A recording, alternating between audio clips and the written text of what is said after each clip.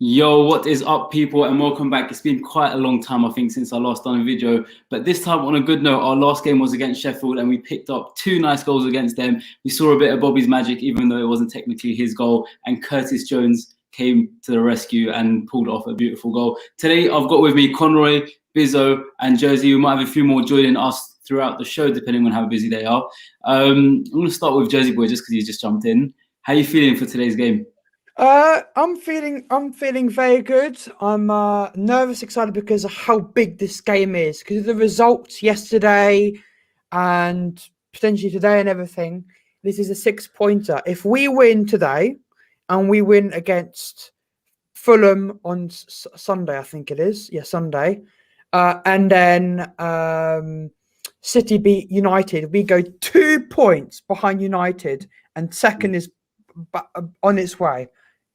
Second place is back on. So this is a big game. You know, if we start winning games with how stuff has been going recently, then top 4 is back on. But it starts off with this game. If we don't win this game, and we can kiss top 4 goodbye. Teams out, lads. The team's out, lad, by the way. Go on.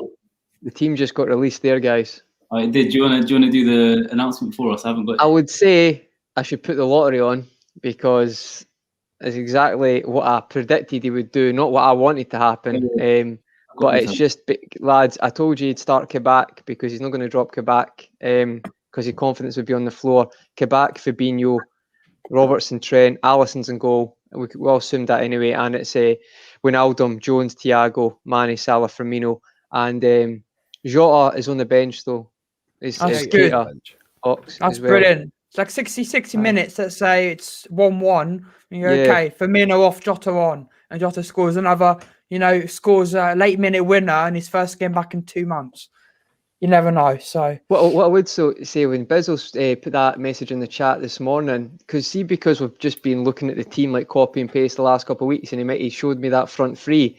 For the first time, I was kind of edging on maybe we should just do it, because Chelsea's going to get chances either way. I don't think there's any way that Chelsea aren't going to get chances against us. So, that's unfortunate. But loving the new graphics, yeah.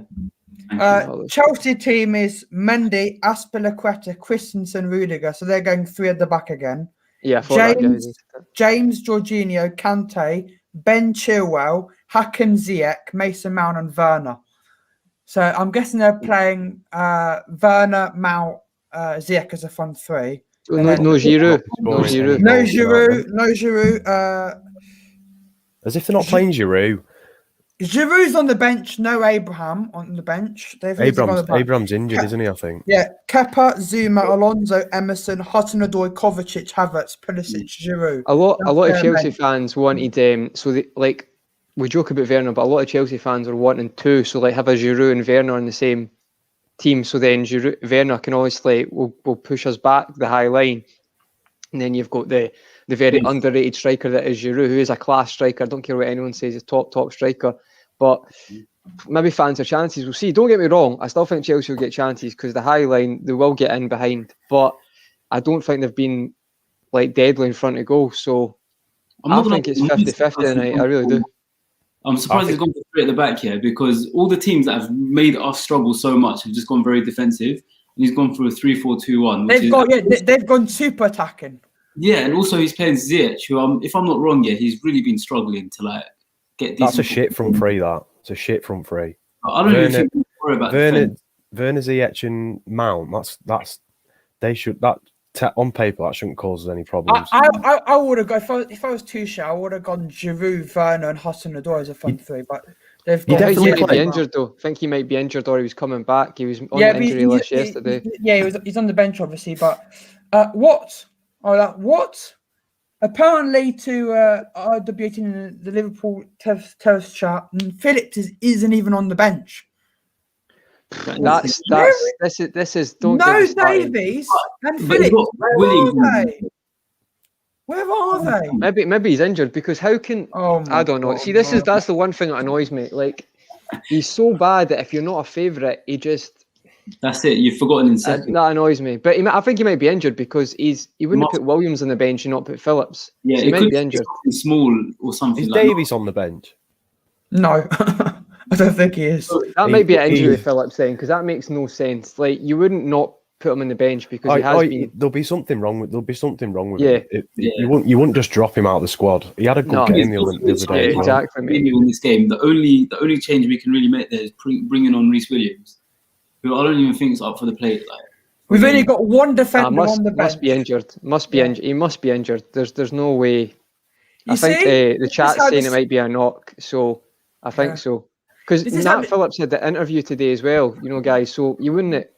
His confidence is high. Nah, I think he must be having a knock or something. This is how bad the season is. There's good news and there's bad news. The good news is Jota's back. The bad news is we've got one defender on the bench, and that defender has made mistake after mistake. And Reece Williams. I like Reece. I think he's going to be brilliant someday, but he's so young. He's not. There's He's Ryan. not that good. Hey guys, lads, what's I couldn't happening? see it on the bottom of the screen. Bro, I'm waiting in the studio and says like, I don't care. You're not coming in. Yeah, Theo says Phillips has picked up a minor injury. My God, man. That makes sense. So that makes sense. Surely. Oh my God, man. But this is cursed. Can I just shout out Ryan? Yeah, first time on my channel. Big up, man. How you feeling for today's game, Ryan? I'm feeling good, man. I'm feeling good, but you have me in the background for like 5 minutes, bro. It's good you called me, bro. You've been sitting there for another 10 minutes now. No, what happened? I was just coming out of bed with the wife, so I see the message in the group. So I say, why not coming on? I have to go on next 9 minutes. I have to go start the watch along for my channel. So I'm saying I'm coming on to give you my thought. Jersey boy. I was on the stream out the Jersey boy. I just look a second and he tell me I'm going on the US stream. I'm saying, yeah. So I have to come on, man, to give you back the strength. Sorry, Ryan. Darren, were you waiting there for ages as well? No, just a lot less than 3 or 4 minutes maybe. Oh, no, I was listening to the controversial debate is what happened, and Phillips has got a knock, so must be. No, and I suppose it's only 2 changes. Alisson and Fabinho win, and look, I don't think any of us are surprised that Fabinho's gone in a centre back. I really like it's going to be a harder team, big contest against Chelsea. I know Biz was saying the front three is not great, and I agree of Chelsea, but it's certainly a game where you want a bit of stability and you want to be physically strong at the back. And I thought Phillips was giving us that. It's disappointing his injury, but it sums up the season, doesn't it? Injury after injury. When you've had so many defeats and you've had one win, which we had during the night, it was a good performance, it was a clean sheet. There's obviously positives taken from it, even though it's Sheffield's 21st defeat of the season. You can only be who's in front of you. You can only keep a clean sheet who's in front of you. It gives us a bit of optimism going into today's game. But at Anfield of late, we're struggling to score. So to get a goal tonight, obviously, be a start. But it looks better. The bench, Keita, Milner, Jota on the bench, Shaqiri. We have a couple of options on the bench. So I'm looking forward to tonight, and I'm optimistic that we win. I really am. I am looking forward to see this game. Going to be very interesting to see Chelsea have cheer at the back. Tottenham Spurs, cheer at the back against Liverpool, and Liverpool give them a lot of problem.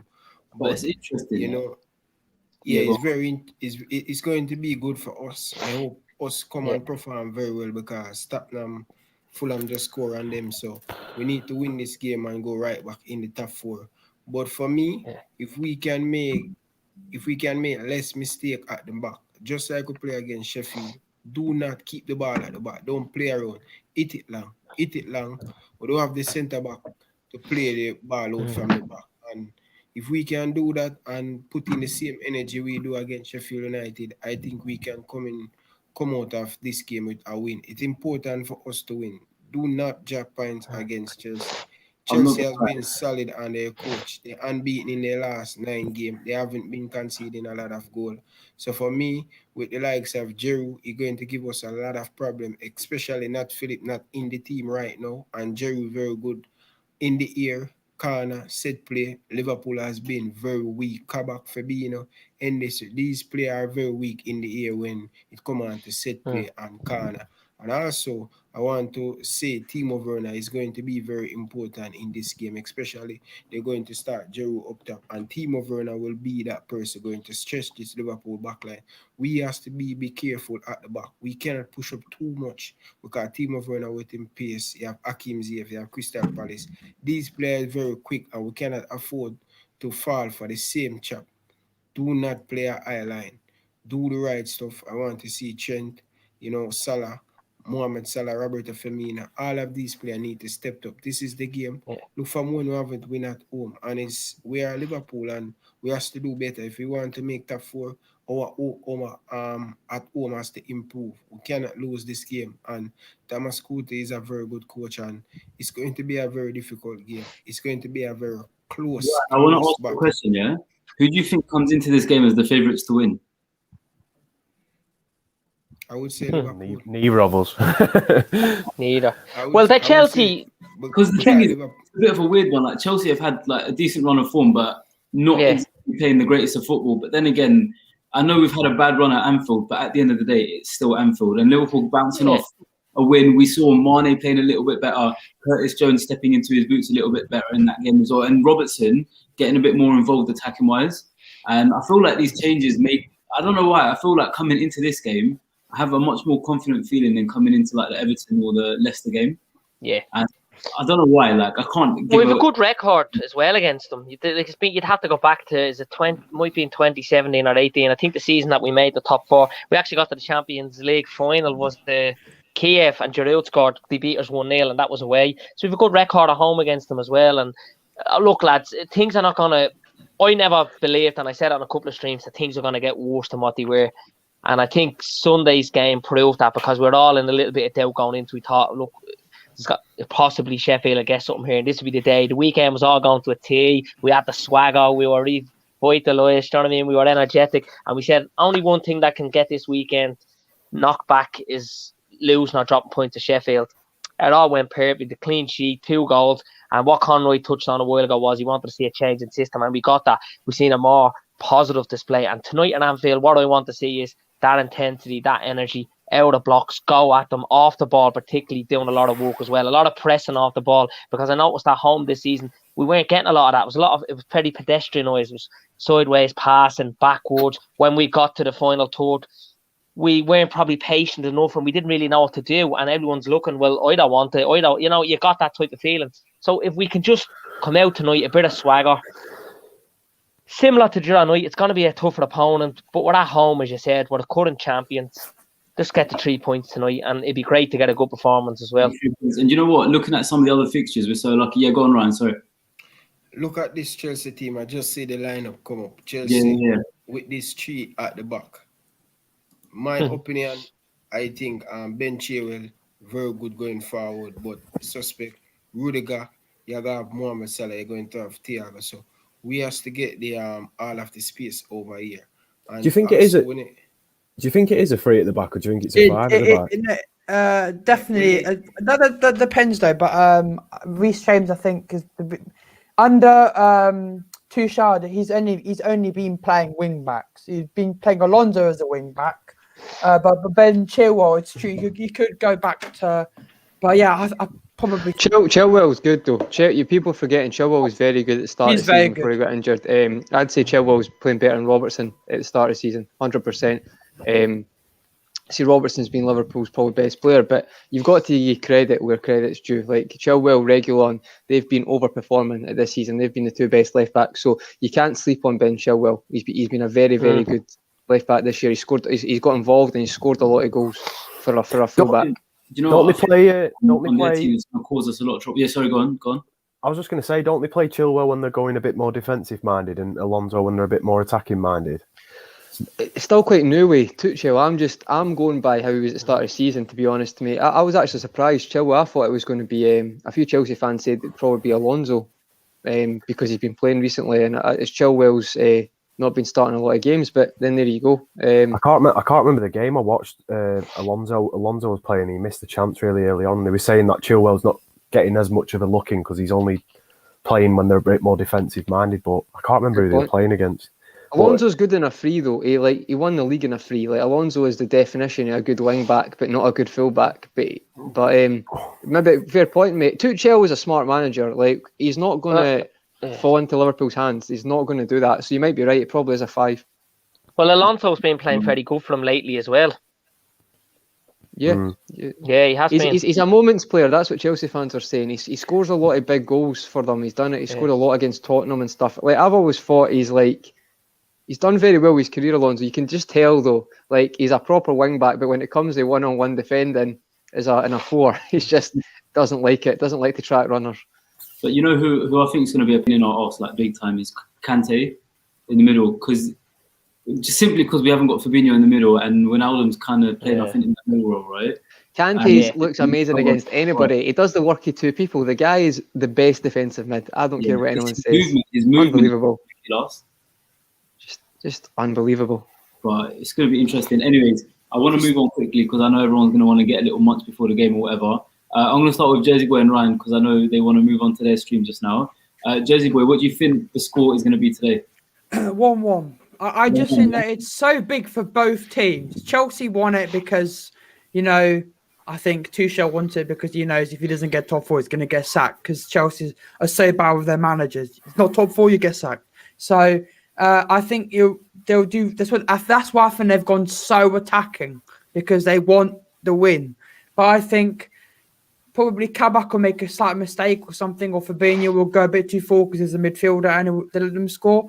But then I think we'll score, and then they'll miss loads of chances. We'll miss loads of chances, and it'll be a 1-1. I don't hope not a 0-0, just because 0-0 is boring. I don't want to concede a goal, but a 1-1 at least there's some goals to look at. So I think a 1-1. But trust me, if there is a 2-1 win, a late 2-1 win, I will run around on Vine stream shirtless.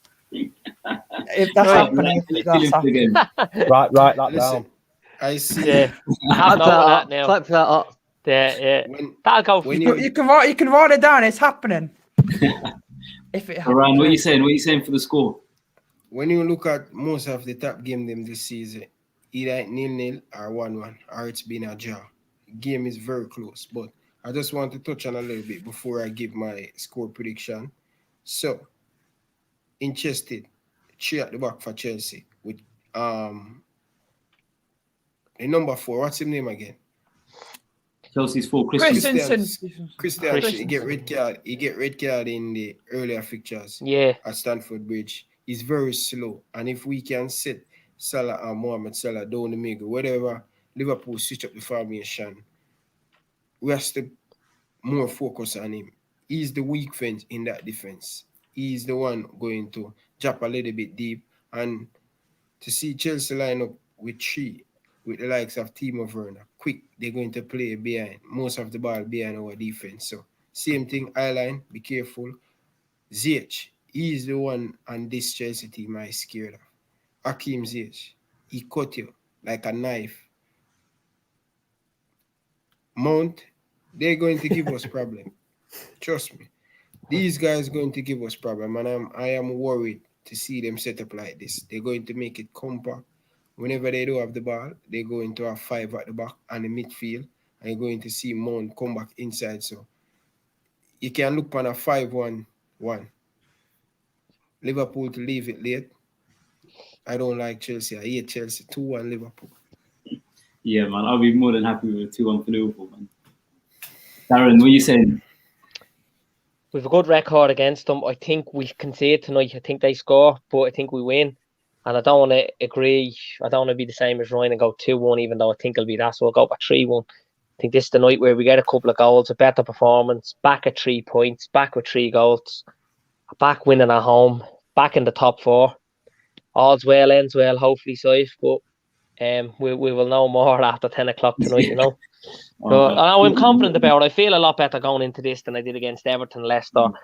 Even with the Spurs game and West Ham game away a while back, or any of the home games we had, this is the game. And I don't feel confident because we've just won a game. There's a bit of that too, but it's Chelsea at home. It's a big game. Like, traditionally, we turn up for the big games. We do well, but this is like, we're not for the position we put ourselves in, for the amount of games that we've lost, for the records that we broke this season, for the worst to now get 3 points tonight and be back in the top 4 with 11 games to go, that's some going. That's good. Do you know what I mean? For all the bad stuff that's happened with us now, I know, like, a couple has touched on it as well. You can't blame injuries and that. There was a lot of games this season where it wasn't down to injuries. It was just poor performance. It was just, we didn't box clever enough. We didn't turn up, and we didn't do what we normally do and what's gotten us through games in the past.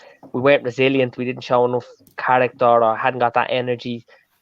Just didn't put the fear into teams. Get out tonight and do that. No excuses. Go back in the top 4. It's crazy, Darren. No, it's crazy to think, like, how bad as we've been is the amount of games we've lost. And I've not looked into the exact comparison with other seasons, but the fact that if we beat Chelsea, we go above them is the most crazy thing I've seen all year. Because I stopped looking at the table for about a month, and then I saw that, and I was like, how bad we've been. Like, seriously, this needs to be emphasised. If you can't get those players up for tonight as a lifeline, then you're never going to get that.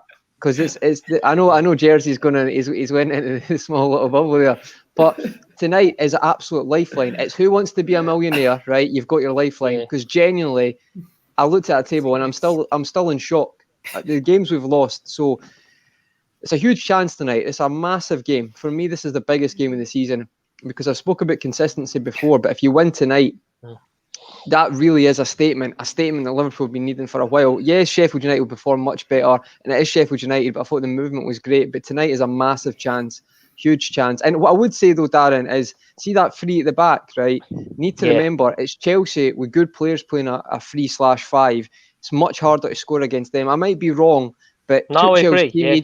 I can't see us scoring 3 goals tonight. I think, like, for me, it's going to be 1 or 2 if you're lucky, and it's going to be. I'm not saying we won't break them down. I just think when you've got quality players who can play a 5 as well, we'll see. It might go the opposite way. It might be I do think the most goals will get us 2, but because Ryan said 2-1, I said no. I'll go with can't 3 copy them, and there's always that optimism, you know. If we got off to a good start, we get goals. Like, I feel our front 3 are capable, but we'll see. And then, you know, maybe with the movement on Sunday that caused Mane's not at the left, he kind of moved to a kind of 9-10 hybrid. It means, as I said to Safe previously, that's one game's not enough for a manager to analyse that. So it's not as if Tuchel can break down 5 games of how Liverpool played. No. And if you look at, for me, Robbo's just got that in him constantly. So for him to do that, or even Jones to be bombing forward, it's like, I don't think there's enough in one game for him to fully understand how we're going to play, which is great for a person who's been saying we're predictable FC for 6 months. So I'm buzzing with that, to be honest, guys. Are you happy with the midfield tonight? Yeah, you can't. For me, you need to play Jones. You can't drop Jones. Bizzo makes a really good point, though. Like, I do agree with what Bizzo's saying with that midfield. It's a great midfield. I just think Klopp is very much, at times he goes, sometimes he's too stubborn, but I couldn't see him not playing Curtis Jones after he stepped up when older guys and more experienced guys couldn't finish on Sunday. Remember that their finishing was atrocious. It took a 90-year-old kid to step up. Let's not forget their finishing still being horrific. Let's not move past that. But I feel like Salah always turns up for the Chelsea games, and I'm hoping that after the win against Sheffield, and then coming into this game, I just feel like we'll step it up a little bit. Jersey, I think. I don't know what's going on.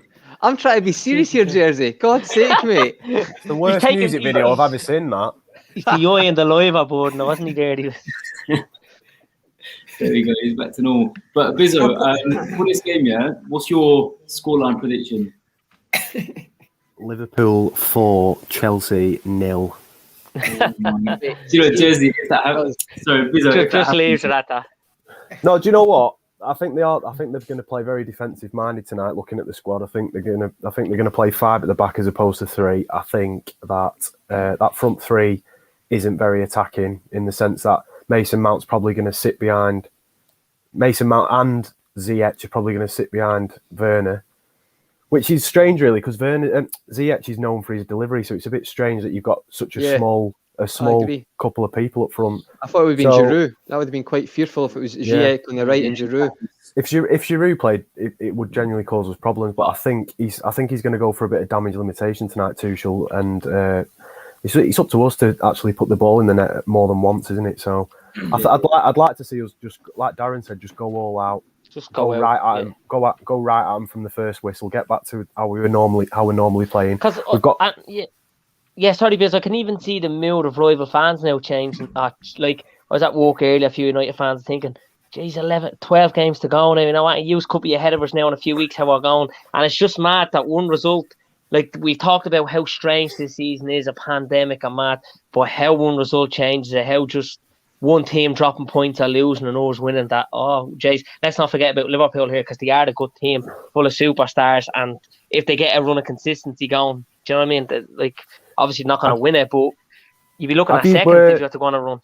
Have you seen the article on Sky Sports News that Klopp's done about everything that's been going on this season? It came out today. I didn't read into it. It's really good. It's basically him just talking about obviously all the obvious reasons why the season's been as poor as it has, but it's just good to hear it from his perspective. You know, like him to come out and actually talk about it, and it kind of does just put it into perspective. Like things are gonna get better. Like this is just like a freak season where it's just been a domino effect of unfortunate events, but it will get better. And what better way to beat Chelsea tonight and get us back into the top four? And you know what makes me feel a bit confident about this game? Because do you know, Conroy, do you remember when we were on the football terrace and all them Chelsea fans came on and they were saying, Ryan, do you need to go? Yeah. All right, no, thank you for having me, guys. You're doing a watch along for the game, yeah? Yeah, definitely. If you guys want to jump on, it's free, man. It's free, no cost. No worries, man. £5 ahead. £5 ahead. No, looking for forever. I have a big player from England coming on to do an interview, Marlon King. You guys know him, right? Yeah. Marlon King, yeah. Yeah, I have him sometime. The video is supposed to drop either by now on Sunday. Brilliant. Yeah, man. Best of luck with that, Ryan. Yeah, later. Love you See guys. Ryan. Take care, mate. See you, Ryan. Take care, brother. 2-1. 2-1. 3-1. 4-0. Yeah. Oh yeah, Conroy, I haven't come to you for your scoreline prediction yet. So Conroy's usually Mr. Conroy, Yeah, but say if you're going to ask me something else there, was it football terrace with the Chelsea fans? Oh yeah. Sorry, I lost my train of thought. All the Chelsea fans came in. Well, I say Chelsea. There was a few other fans that came in, and they were just basically like humiliating us a little bit because of what happened, us losing to Everton and everything. And they were saying that this isn't just a freak season for Liverpool. This is now Liverpool dropping off their perch. And I just don't feel like that's a fair statement to make at all. Because if you look at other teams that have fallen off like their kind of status or whatever it is, usually they've lost players. Like, for example, Leicester lost half their squad after they won the Premier League. And then even with Chelsea, a lot of their players were a lot older that season where they dropped off. However, with Liverpool, I don't think it's the same situation. Like, we're not playing that bad. It's just we're not scoring goals. Literally, that is the only problem. And on top of all of that, we've got a massive list of injuries. And I was watching Ian Rush on Robbie Fowler's podcast, and he was literally just saying, I'm not worried simply because Liverpool, we're not playing terribly. And obviously, we're far from our best, but there's so much you can see in our squad that's still there's space for development. And I feel like your Salah's, even Firmino stepped up a little bit yesterday. I don't know if he'll ever be the Firmino that he once was, but I think that's okay to accept, Safe. You know, we spoke about this before. Front threes go in cycles, and it's like people are panicking a bit, and it's like, for me, it's not required because this is normal. This is probably longer than any other front three in the Premier League's lasted on average. So if they're not decline, but if they're falling a bit, Safe, see, the thing is, football fans don't have patience nowadays, and see, because Liverpool fans are like, it's fine, it'll be fine. People don't like that because they're just they can't be that way themselves. So I think you're 100% right, mate. Just watch United. Have you seen how topsy-turvy United fans are? It's absolutely mental. They go top of the league and they think, oh yeah, we're here. And then last night they get a 0-0 against Palace and they're like, what is Ollie doing? What is he up to? Yeah. It's like only one team can win the league, guys. Only one team can win the league. You know what I mean? And I was just like, what on earth? Like, these fans, I'm just glad, like, well, I mean, our fans seem like they're becoming like them, but Ole's probably had a better season for them than they've had in the last 3-4 years or something. But Mourinho finished second, and he said that's one of the best achievements I've ever. And then folk laughed at him, and now they're probably looking back thinking he was right. He won a Europa League and a League Cup and finished second. Yeah. Well, look at Moyes as well. Taking West Ham into the top four. They've got no patience. United fans are crazy. Yeah. It's mental. That's definitely it's simmering with a lot of football fans now. See, maybe our age, but younger, coming up 100%. You can tell it's like everything's going to be instant. There's no, it's support. It's called a supporter for a reason. Do you know what I mean? You're meant to. And then it can't all be great. The three things that people are forgetting is that being open-minded, being realistic, but being patient. I mean, as a football manager, it's not like a game of FIFA or Pro Evolution that you go on, you tick on stuff, you go there. And people honestly do. Look, I've had conversations with people, even about Jurgen Klopp, and I'd explain to them, look, what Jurgen Klopp's long-term goal was with the nest bend, blah, blah, blah. And then people come back to you and say, they forget that you've reminded them. Well, I'm not saying I predicted this would happen, but I'm not surprised either because I explained this to you before. Look, I had United fans at work only recently saying, people are writing United off. I wouldn't, like, we're only 6 points behind City or whatever. As lads have no chance. Like, 6 points is good, but he's only behind them. He's going to go nowhere near them. At best, he'll get second, but it'd be like probably the year Mourinho's with them where they finished second but finished 19 points behind. And if you go back to that season, Liverpool and City were the two best footballing sides. Like, we were the hottest ticket in town with City in terms of the intensity, what you got. Okay, we still finished fourth, but what was the difference with finishing second, 19 points behind, and fourth, where we were 26 or 27 points behind? It wasn't much of a difference because either way we got Champions League, but they were over by a country mile. So you're right, Conroy. People are very impatient and they're not realistic and they're not, like, it's just madness. Do you know what I mean? One of my friends is a United fan, and he tweets about them all the time. And it was hilarious last night because he's saying, like, why did we sell Romelu Lukaku because he doesn't fit into the team, and now we're playing as a team that would benefit Romelu Lukaku with Cavani up front on his own, crossing balls into him. It's the decisions that. That's a good point, though, Bizzle, because I said that if you watch Lukaku's stats and that, if you want to break it down and be like statistician about it, even his record when he played was pretty good. And I actually said that. We're not going to a Man United thing, but the amount of big signings they've had, they've just said quite early, Di Maria, no, that he's not good enough. I know, mental. They've went and performed at other teams. It's like, just again, it just comes down to, we'll not get into that, but yeah, I think a lot of United fans are not happy with decision making at the top now, and you can see it on social media. Hokey fans. It's great though, isn't it? It's great to see though. I love it. I just want to concentrate on us now, mate. That's all I care about. Just let's keep it one game at a time. One game at a time. Yeah, it's more about us here. Like this is just a different form. Like, this isn't Liverpool, and everyone knows this isn't Liverpool. And the rival fans that want to sit there and pretend that, oh yeah, this is the new Liverpool now. This is what you lot are going to experience for the next few seasons.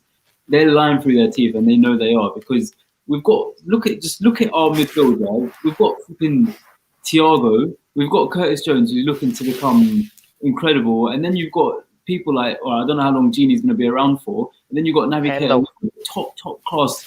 That's just our midfield. Up front, we've got the same sort of thing, and at the back, we've got the same sort of thing as well. Where we've got fantastic players. Like, I think it'll push us safe in the summer as well, mate. I think it'll, because of what's happened. Let's be honest, it's not just there's been some bad decisions. I think it'll push us in the summer, hopefully, to add depth, because that is one thing we need. 100% need better depth, especially in defence. That's what Klopp said in that article on Sky Sports. Though he's saying, like, this period of time has made me such a better manager because I've had to think about things that I'd never thought about before. Like, I've never had to think about the centre defensive partnership as much in a season, and it'll make me it's made me a better manager for everything that's happened this season than any other season that I've been a manager. So, like you said, it'll benefit us in the long run. He won't make the same mistake twice. He knows that squad needs depth, and if you're going to be playing as many games as we are over the course of a year, you need to have options available, and not like half decent options. You need to have like very good options consistently available. But do you know, I'm not going to lie, Bizzo, you made such a good point. I don't think any managers had to deal with like centre back ships and stuff like that. It's just a bit mad what we've had. Just everything, mate. Like you can go into it. And the only arguable one's Leicester last season. I'm not saying the same rate, but they had a lot of injuries last season. I've had a lot of injuries at the same time. So I would give a bit of sympathy to Leicester, because I'd said last year when everyone was slating them, I was like, if you actually look how good their players were, like who went missing, like Pereira and stuff last year, it's like I don't think enough people were giving them enough. Credit's no the word, but you know how sometimes it's like when you actually delve into it, they were very, I don't know if it's a training problem, but they're the only team I'd say maybe the same rate if you compare the time last year and this year. You could probably argue, maybe not centre-back wise, but they had to move a lot, they had to bring a lot of players in quite early. So I'd maybe give a bit of sympathy towards them. In our sense, like, you can take positives out of it in the sense that not just the manager, like Klopp's obviously learned from that. Hopefully our board and our owners and whatnot have kind of learned from that sort of mistake as well. You can't go into a season with 3 good centre-backs, considering what kind of season it was with the whole coronavirus pandemic. And Matip's injury rate as well, safe, like, because you know Matip's not. He physically has told them he can't keep training the way he's training, or he's going to keep. He's literally said that. I know I'm paraphrasing. So you've basically got, no being fair because I love Matip, but it's basically 2.5 really, because you know Matip's going to get injured at some point in the season as well.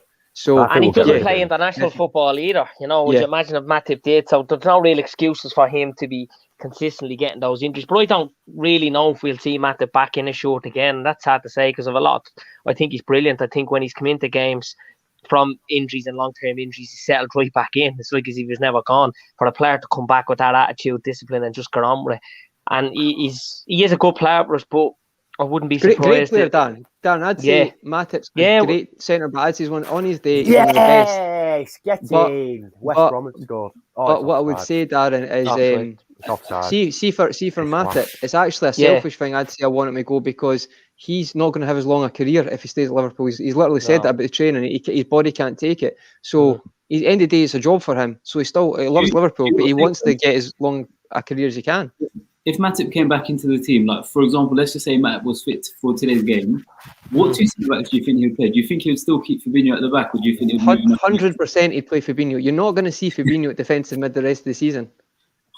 Been saying this for 6 months, guys. He's told Fabinho, "You're my fourth centre-back," so I genuinely can't see that ever happening until next year. Might be wrong. I hope I'm wrong because I've seen Thiago, Keita, and Fabinho. That would be frightening. If Matip was back, I would probably say the argument would be, you might see a bit of Fabinho midfield, and I do agree with you in a way, Conroy.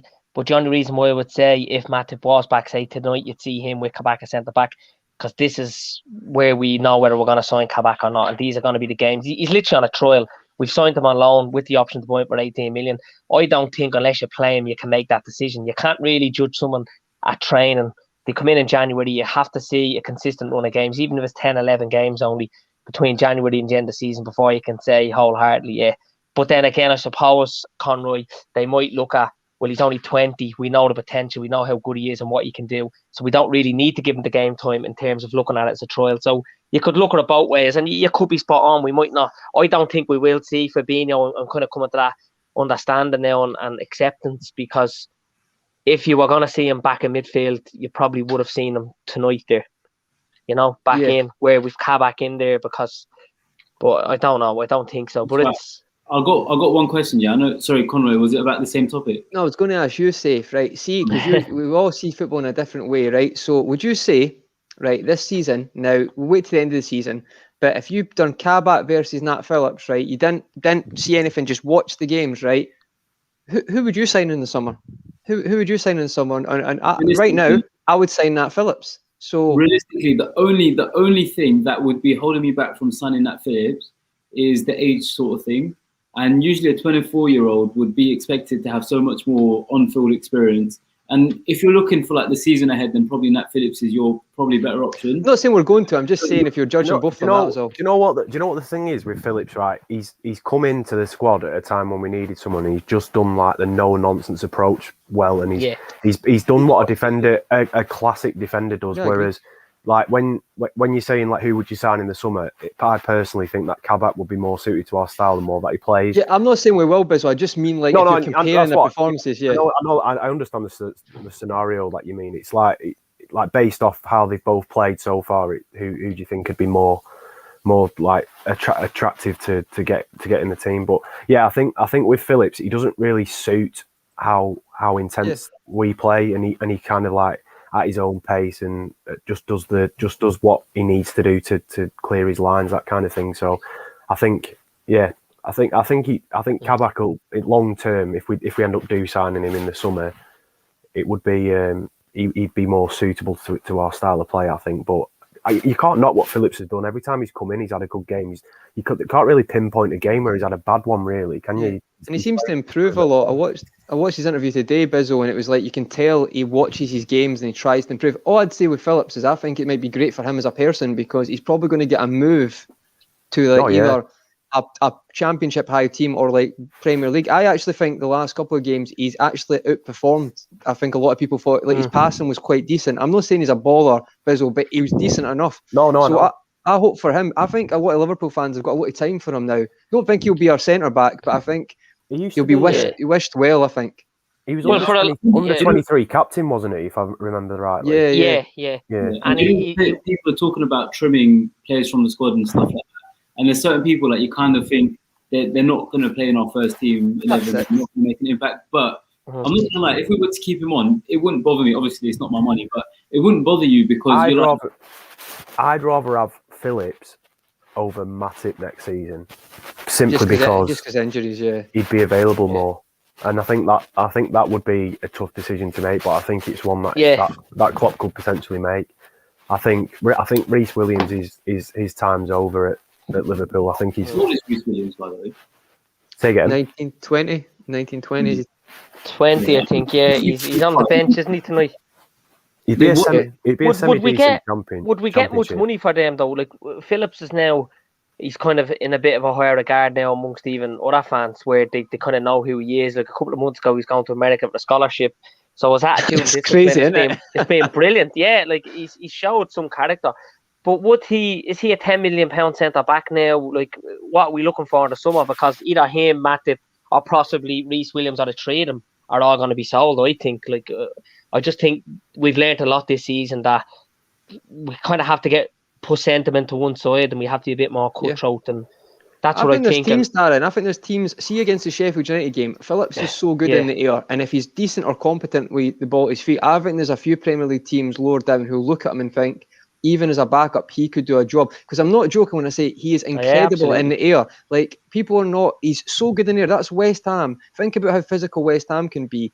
Right? And it's not just long balls. Like he does to deal with pace. He's not the fastest, but I think if you're a team who likes to sit in and deal with crosses all day long, I do think Phillips has went from being an average player to, do you know what? There's potential for a 24-year-old. I'm not meaning that. I just think he's improved a lot in a short space of time. So if he actually got a proper team who gave him the chance, I think it'd be good. But see, for me, you're right about sentiment. I think with Phillips, you don't even have to have this big, we're selling him for this. I know Michael Edwards sometimes does that. I don't know who the other teams' negotiators are, but they can be very good because I could tell you Ryan Brewster's not worth that money. I mean, it's no rocket science. But for some reason, he seems to do that youth card all the time. And I don't know why teams believe it. I don't understand why I believe it. Name 5 players who've worked out that way. There's none. Managed to sell Benteke to Palace for 32 mil and make like a profit on him. I think they made on him as well.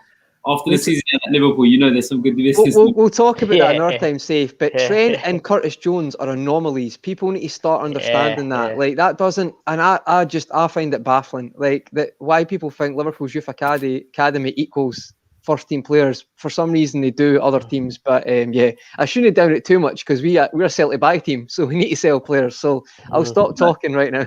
I know this isn't really game focused here, but I wanted to ask you, in summer, if FSG were like set themselves, let's just say a budget of like a net spend of like 150 mil, so they'll probably get rid of about 20 to 50 million worth of players, in terms of hopefully making that many in sales, getting rid of people like we're saying, probably Matip and stuff like that, who aren't going to benefit our team so much.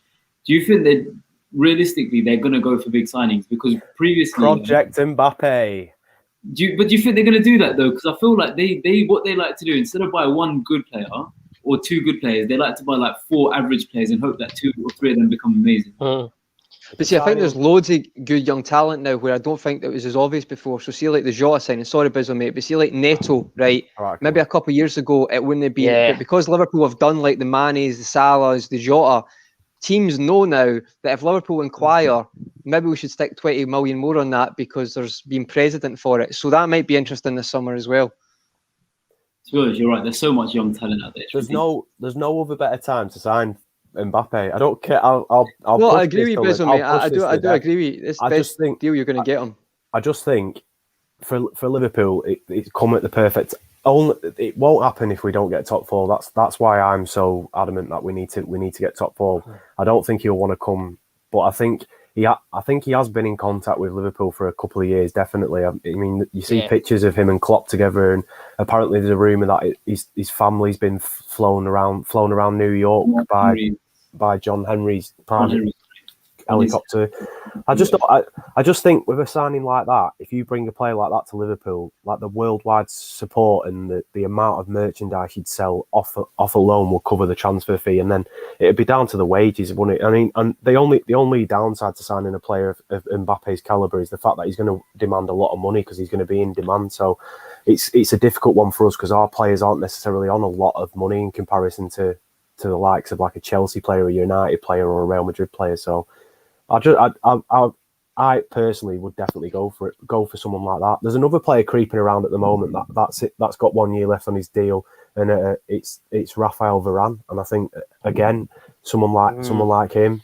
Imagine Van Dijk and Varane together in a central defensive partnership. Like it's just. I've changed my mind of Varane a few times. Like I'm kind of for it now. That City game was horrific though. Let's not forget that was Lovren-esque mistakes. But then I watched Alisson against City. I know Alisson's world class. So if he can have two horrendous moments, Alisson, like I don't know what Alisson's thinking in those moments. If he can do that, then I can understand why Varane had a mare. I think you're right, mate. I think the pace of Varane as well. I think we're underestimating to get a defender who's rapid as well is brilliant. It suits our system. And also, see, they're talking about like 46 million. If you can get Varane for 46 million, that's a steal nowadays, eh? That's worth it because you're going to get. You can either sell him on later, or you're going to get at least these close to prime years out of him. So you'd get 50 mil for him when he's like 30, 31, 32 years old potentially. And even if you get 34, it's a 10 million loss, which that's not a big deal in the grand scheme of things. He's 27 now as well, isn't he? So he's still a few years to get to that, like 4 or 5 seasons. But I mean, if we could get him for less than 70 million, I'd be saying go ahead.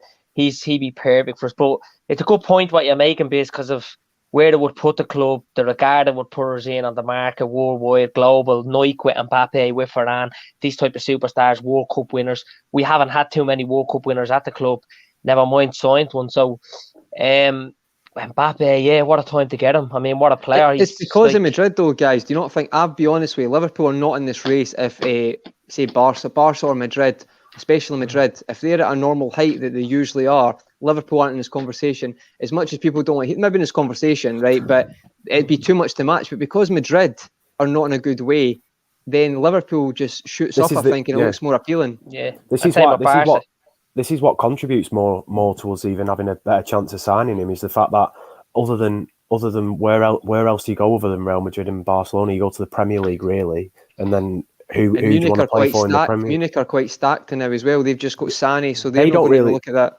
They don't really go for no, with their model, nah. I wouldn't be surprised if Bayern went in for Haaland. I could see that as a replacement for Lewandowski long term. Yeah.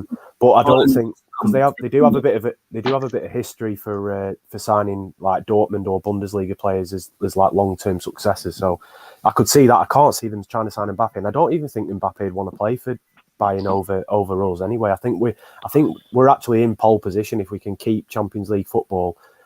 And obviously, they'll be aware that this season, the things that have happened this season have happened. They won't just like look at the league table and say, "Oh, I'm not joining Liverpool. They finished 4th last season." It won't be like that.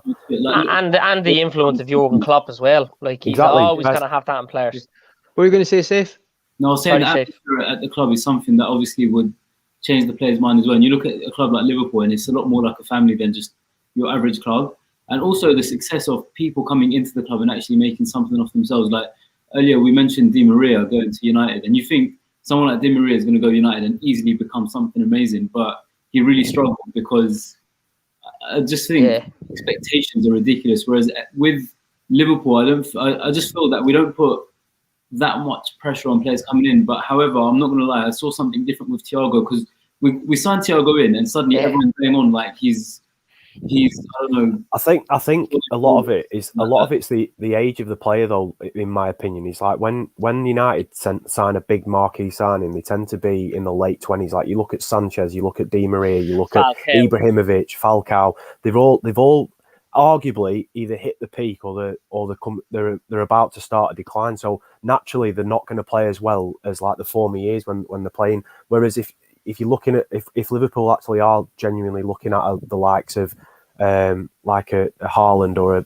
Mbappe, they're nowhere near the peak yet, which is the most incredible thing. Like you could sign Haaland on a 10-year contract and he could still be just about hitting his peak by the end of his contract in 10 years' time. That's how incredible that guy is. And it's the same with Mbappe as well. Financially as well, though, guys. Financially, going to say as well, it's like, I don't like to say it doesn't work out, but see if he's just like decent for us. I'm not saying it'll happen, but see if it is that they're that young that you could even if you take a loss in it, or even if you sell them for the same money, it's not really a financial gamble in the sense, like Torres 50 million Chelsea when he had that injury. That's a gamble. But I don't, even if it doesn't work out amazing, you can sell them on, and that's how FSG would look at that. It's a estimated risk, if you know what I mean. So it's that whole Moneyball style of thing where they're looking at the player. For example, like you're saying, if Mbappe doesn't work, even if he comes to Liverpool for a year and it just doesn't work out for him, or even 2 years, and the system just doesn't fit him, his value is not going to drop massively over 2 years. Because he's so young. He's so young. Yeah, it's a win-win situation signing someone like Mbappe, isn't it? Really, like worst case scenario, it doesn't work out. It's a win-win with short sales. Whereas already having Nike, it's just. This would be incredible if it got it done, and it'd be a huge statement from Liverpool if they were to go for someone like this, because we've seen United down the years sign the big players, like we said, Falcao, Di Maria, all these before Mbappe was around. It'd be huge sign. I mean, Mbappe is just everything you want, isn't he? But he'd be perfect in our team. Yeah, he'd be that's the perfect time. Because realistically, what clubs are going to sign him around? Like we know Dortmund, Bayern, Juventus, they're not going to sign him. He's with PSG, Barca, Real, Man City would be able to do it. Liverpool would be more. Chelsea would always be in the mix. Chelsea, just for that type of money, but they do pull stuff off. They always are the last in the race, but they've done it with Werner. I'm not saying it's the same thing, but see, if I was going to say, mate, as well, see regarding the only thing with Mbappe, well, to use all, is he came out and said he wants to play at left wing. And he's going to demand to play at left wing anywhere. The thing with Liverpool is that doesn't rule him out, because you can just put Mane on the right and put Salah in the middle, or you can mix it up. If you say to him, right, you'll be there a lot, but we mix it up here, we're no stagnant, he'd probably be okay with that, to be honest. I think he just doesn't want to be a striker. That's the one thing. He doesn't want to be a number 9, because he never gets to play at PSG when Neymar's there at the left. So I think it would be, you'd have to say Mane. Who's James Milner wouldn't mind giving him the number 7 shirt either, wouldn't he? Not? Oh, I don't know, mate. Milner's got credit in the bank. You can't listen. You didn't sell your soul to the devil, Darren. He's a team player, devil, mate. Nah, he's a team player, Milner. I think he'd be happy to give him the number 7 shirt. The flip side of the argument is, though, would you rather have Mbappe, or would you rather use that money to buy, say, Pedro Neto and Rafinha, and then you've enhanced your options even more? But then it's Mbappe at the end of the day, isn't it? Like, I understand the concept of getting young, like undiscovered players, but you have to go for that potential that if they haven't reached some sort of peak yet, that they might just not ever hit that level. That's the risk he's taking, yeah. Whereas Mbappe, you know the promise he gives you at 22 years old. He's got so much left to offer, and there's no other time, because the next move he makes, you will not be able to sign Mbappe again. Like permanent. It'll just be like a ridiculous amount of money. It's just If he signs a 5-year contract with Real Madrid, you're going to get him at 27, 28 years old, when like you've missed all of his youth and the majority of his goals, and then it's a case of like you are actually taking a risk now by paying 100 million for him. Like you have to go for him. Sorry, there's not long left till the game, and I want to put the TV on and quickly get a snack. But Conroy, I haven't got to your prediction yet, and you're usually the negative. You know what's Here we go. Pessimistic, we'll say. I'm going to stick. I've been on 2 streams predicting this. At first, I said I did genuinely see before the lineups got announced, I thought it was going to be Giroud. So I did say I think we'll cancel each other out, in the sense of, if Giroud's playing and they've got a free at the back, I think we'll try to play not as gun-ho with the 3-2-5, but I think instead I think Robbo will go with the, it was like the 4-3-3 but only attacks 3-2-5. No, I actually think Robbo will stay, and I think it'll be Jones who, how he was bombing forward, because I think we've actually underestimated what it's like to have a Lampard runner, you know what I'm saying? Like, but because we're so used to it just being the 3 in the box, when Jones put himself in there, it was like, oh, this is a simple thing that you can do that works amazing. So I did say I think it would be a draw to start with. I've changed my mind the last couple of days. I think I'm going for 2-1. I think both teams will have chances, but I would say 2-1 Liverpool. I'm hoping we don't just play a stale 4-3-3. I think we stick to what we're good at against Sheffield United. As Finn said in the other channel, Safe, not tweak it a little bit. Maybe have Jones going, but being a little bit more cautious in the sense of keep playing that way, but just be smart about it, not as free, but definitely give us that style and that fluidity, because that was the most impressive thing. So for me, guys, I think it'll be 2-1 the Reds, and hopefully playing a similar style. So that's what I'm going for, and hopefully that works out, guys. Hopefully in 2 hours' time we're no fuming. So that's what I'm hoping. Reds to leave Blues feeling blue, I hope. I'm going for, I was actually going for a 3-1 like Darren said before, but obviously I can't match Darren. So I'm going to go for a 2-0 simply because, do you know how against Sheffield, we saw something new in our performance? Joining the attack a lot more. I feel like we're going to see a new dynamic to our game today. I'm not quite sure whether it will be something from Thiago's part or something a bit more from Curtis Jones, just because Curtis is coming now with the confidence. And I feel like there's going to be something we'll see where the player's given an additional instruction, the same way Robert was against Sheffield. And I think that is going to just kind of throw Chelsea off guard. I feel I'm not too worried about their attack, to be honest, because I think they've gone with that formation, but most of the game they're going to be sitting back a lot. But I don't think they're as defensively disciplined as some of the lower teams are. And I think that's where we're going to pick gaps between them. And I reckon, I think that they've kept certain people on the bench to come on as impact subs, like because Liverpool are only second on the list after Crystal Palace for conceding in the last 15 minutes. I think we've conceded 11 goals in the last 15 minutes this season. And I feel like they're going to bring Giroud on as an impact sub.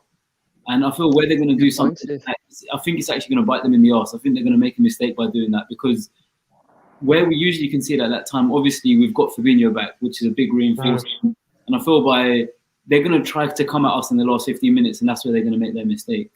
Yeah, and we've James Milner on the bench. It was great to bring on the game of that caliber when you're trying to see out a game. If you're a goal or two up, do you know what I mean? You just know what you're going to get from them. So could be a good thing for us. So, and Jota on if we need a goal. So it's looking a bit better. Yeah. We've got Jota on the bench. Yeah, it's great to say that, isn't it? Jota and Origi on the bench. Oh yeah, Shaqiri, Keita as well. Yeah. All right, lads, I'm gonna go get my brew and a enjoy the game. Roll. Yeah. Cheers, Rob. Thanks, Thank you very much. Take care, brother. Thanks, guys. Cheers, lad. See you later. Check out their pages, blah blah blah. See ya. Goodbye.